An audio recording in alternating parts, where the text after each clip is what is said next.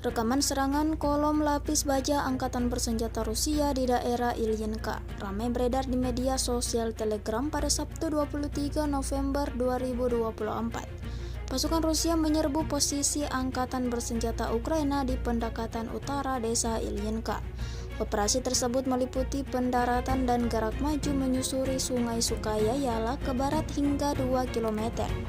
Tank tersebut memainkan peran kunci berhasil membuka jalan bagi dua kendaraan tempur infanteri dan saat bergerak melakukan serangan tembakan langsung ke benteng Ukraina, seperti yang terlihat dalam rekaman.